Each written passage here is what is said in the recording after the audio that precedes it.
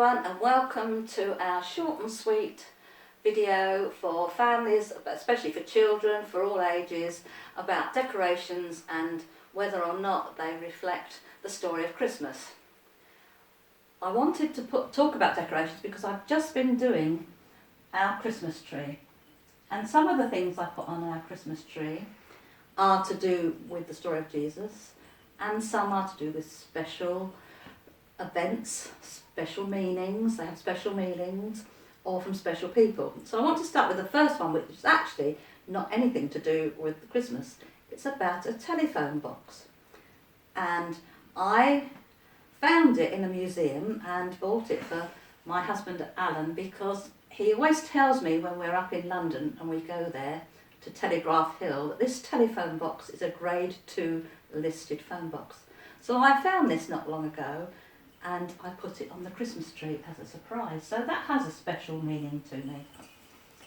Now, other things that have special meanings, I was very lucky to borrow a conductor's baton from my friend and neighbour Liz, and my daughter used to sing in a church choir when she was about 7 to 10, and every year at Christmas the conductor used to wrap his baton in tinsel, and therefore whenever I see tinsel I always remember what Richard did at Christmas services.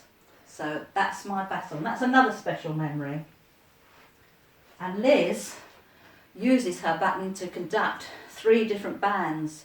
So she's really good at conducting people. Now, when we did Stir Up, we made some spoons. And I have put 3 of my spoons on the Christmas tree. And they were labelled to remind me to be cheerful, to smile and to give love. I haven't put them all up, otherwise I wouldn't have any room for anything else. But thinking about Stir Up, I found the year I started doing Stir Up 2 special decorations for Stir Up.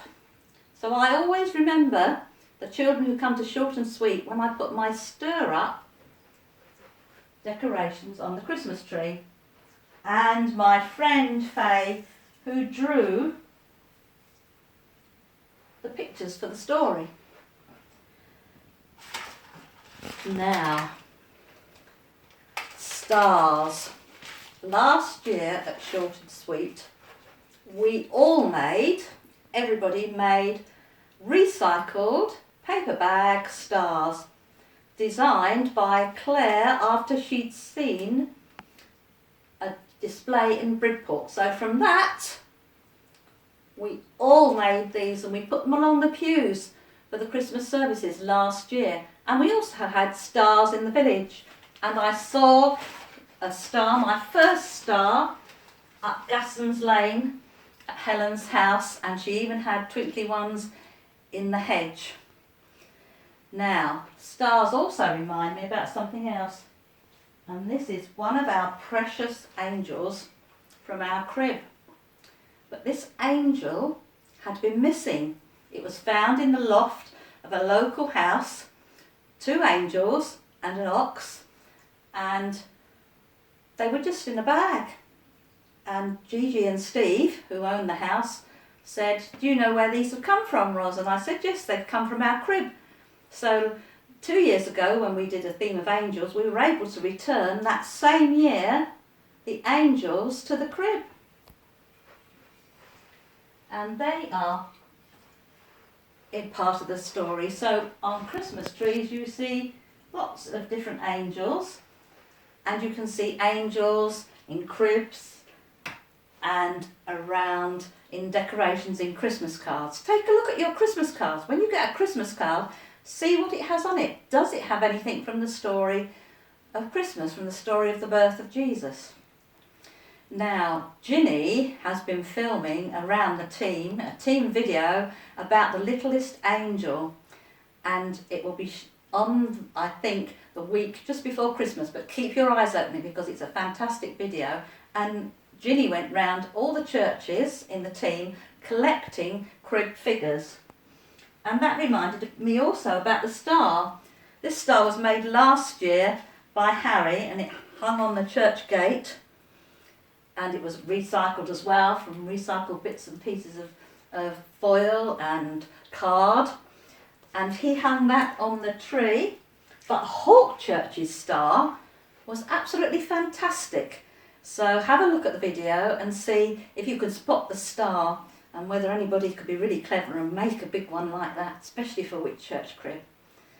Now, there's also things inside, other things inside my jar, my special jar. And there's an angel, so I'm going to add that to my tree. I'm going to sit her up there. Well, the angel that went to give Mary a message was called Gabriel, but we've put that angel up there, and there's already another one there. And then I've got another very small star, because last year Alan and I went away after Christmas, and where we stayed we had a meal and they had crackers, and we pulled the crackers, and what came out of the crackers but stars? And so we pulled star crackers at a service after Christmas. So I'm going to put that on. It's very small, so it won't show up very much. Right, so we've had a baton with tinsel, which has links with Christmas and choirs. We've had paper stars, recycled paper stars. We've had angels that have been found. And we've had stir up. So we've mentioned lots of things. And also, at each short and sweet we do at Christmas, I give the children a bauble to hang on their tree. The first year was an angel bauble, and I haven't got any of those left. The second year was the wise men's Christmas, because they were following the star. And this year's one is Joseph's Christmas, and all the children who usually come to short and sweet will have one of these given to them at some stage before Christmas. So I'm going to put my baubles on. And having baubles reminds me of the Jessie tree that Ginny Luckett and I had on Sunday. So we made a Jessie tree, and it's going to be up in church after Christmas as well. So having thought about the decorations we've got on the tree, cards you might have pictures on, look at them and see, and think about whether the decorations are to do with the story of Jesus. I have never found a sheep yet on a tree, and when we had a sheep short and sweet, we had a lamb in the church, and we all said nobody had got a sheep or lamb on their Christmas tree. They might have in their nativity, but not on their Christmas tree. So have a look, and if you do, let me know. Right, I'm now going to tell you a story written by a child, so that we're seeing the view of a child's Christmas story. This story was written by a 7-year-old girl called Holly, and I think it puts into perspective how children see the story of the birth of Jesus. Once upon a time there was a little lady called Mary. She was cleaning our house. Suddenly an angel appeared. She was frightened. The angel said, "Do not be frightened. I only came to tell you that you'll be having a baby king." "Wow," said Mary. "Bye," said the angel, and the angel vanished. Mary was pleased. Then Mary went to tell Joseph. She got there and she said, "Hey Joseph, I'm going to have a baby king." Joseph was excited. They cuddled, and Joseph and Mary had a little dance, and then they heard some clip, clop, clip. Then a messenger came along and said, "You have to go to where you were born." So they got on a donkey, and Joseph put Mary on, and they set off with Joseph holding a lead. And suddenly Mary said, "Oh, how far?" And Joseph saw a sign saying 77 miles. Mary nearly fainted, but when they were able to see the sign saying Bethlehem, it was still a long, long way. Then they reached Bethlehem. It was crowded because there were all people who lived there and the people who were born there. So when it was time to go to bed, they went to an inn. And when the first innkeeper said, "It's full," sorry, the second innkeeper said, "Sorry, no room." And Joseph persuaded them. He kept saying, "I'm very worried about my wife. She will be having a baby." When they came to the third innkeeper, he said, "Too late, full up, but you can stay in my stable." So they did. In the middle of the night, Mary had a dreadful tummy ache, and so she had to lie down and had 50 winks. And then she woke up and started to moan. And then she had her baby. Then some angels went up on the hills and told some shepherds up there. And this is what they said: "If you go to Bethlehem, to a lowly stable, there you will find a baby king." They set off south. Only 3 of the shepherds took a sheep, 2 did not. When the shepherds got there, they were amazed because they would not expect to find a baby king that's new in the wreck of a stable. Then the shepherds put the sheep down. Then some kings saw a star, and they followed it. When they saw the stable, they were feeling stupid because they thought that the star should not be over a stable.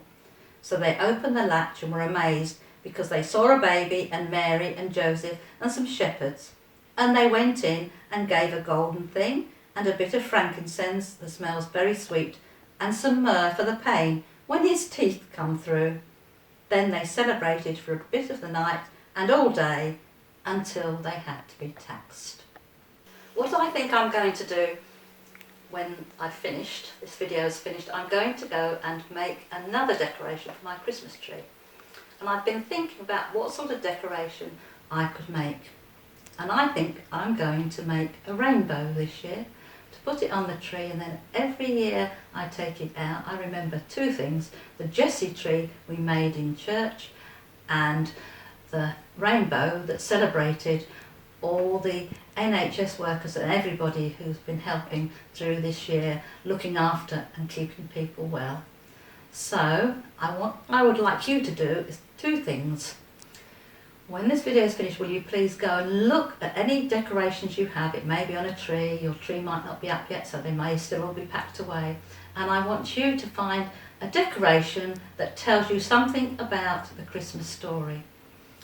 Have a look at it and think about that particular part of the story as you look at it. And also make a special decoration for the tree for this year. It can be something you think about the Christmas story, something that is important to you, or something that is important to someone in your family that you can put on the tree. And then you can keep it every year and put it back. And if you'd like to tell me about that when you see me, please let me know what sort of decoration you have made. So look at the decoration, think how it is special to you, what it means to you about the Christmas story. Have a lovely Christmas, and hopefully I'll be making a video next year.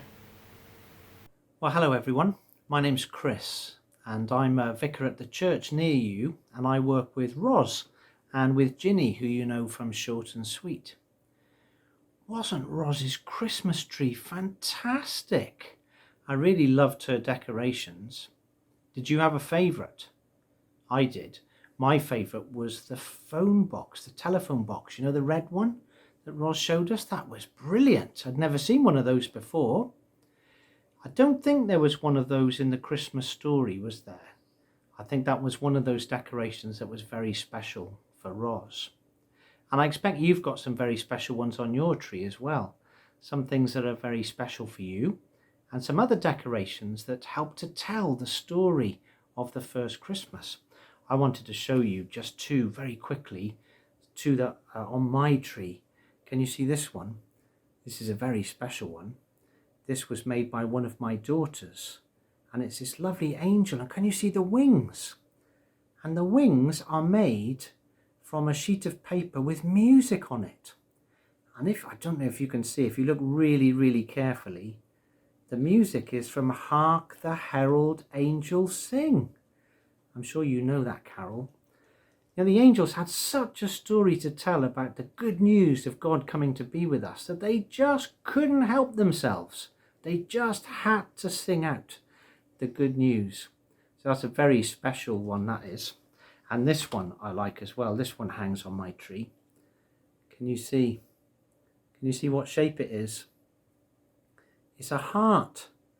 because that reminds me of how much God loves us and that God is pleased to come and be among us and within us.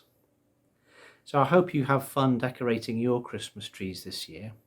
And I really hope that on your Christmas tree that there are some really special decorations that help you to remember how much God loves us and how God is pleased to be with us, which is what we celebrate at Christmas. So I hope you and your family have a really, really happy Christmas. God bless you.